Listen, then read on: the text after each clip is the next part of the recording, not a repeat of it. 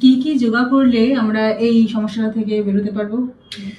কি কি যোগা করলে আসলে ওই যে বললাম প্রথমেই যে এক একজনের ক্ষেত্রে এক একটা ট্রিগার ফ্যাক্টর হয়।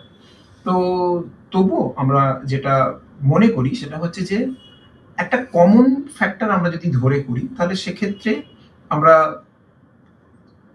কিছু আসন, যেমন কিছু ব্যালেন্সিং পশ্চার হেল্প করে, আর কিছু আমাদের ব্রিদিং এক্সারসাইজ হেল্প করে, আর এই যে গাট হেলথ ইমপ্রুভ করে এরকম কিছু আসন, যেমন বজ্রাসন, সুপ্ত ভদ্রাসন, সুপ্ত বজ্রাসন।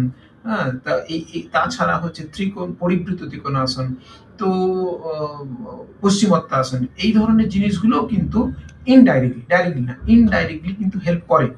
তাছাড়া এগুলো আসন গেল, এছাড়া যদি ক্রিয়ার কথা বলি, যৌগিক কিছু টেকনিক আছে যেগুলো আমাদের বডির ভিতরকার সিস্টেমকে ক্লিন করতে হবে। বমন ধৌতি, নেতি is very good, very effective. তো এগুলো কিন্তু খুব কাজ করে। তাছাড়া প্রাণায়াম অপরিহার্য, তার কারণ কি, প্রাণায়াম স্ট্রেস কমাতে হেল্প করে, আমাদের ব্লাডের সার্কুলেশন, আমাদের বডিতে level of oxygen, level of nitrogen, এগুলো লেভেল ব্যালেন্স মেনটেন করতে হেল্প করে। নাইট্রিক অক্সাইডকে বডিতে প্রপার অ্যামাউন্টে, অ্যাডিকুয়েট অ্যামাউন্টে মেনটেন করতে হেল্প করে। তো এই সবগুলোই কিন্তু আমাদের প্রাণায়াম,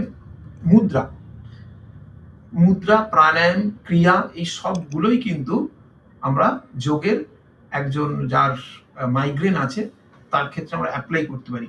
এবং কার জন্য কোনটা কতটা ডোজে হবে এটা কিন্তু একজন এক্সপার্টের গাইডেন্সেই করা উচিত। আমি কোনো একটা ভিডিও দেখে বা কোনো সোশ্যাল মিডিয়া থেকে কিছু একটা দেখে না করাটাই বেশি ভালো, কেন এক একজনের ট্রিগার ফ্যাক্টর এক এক রকম হয়।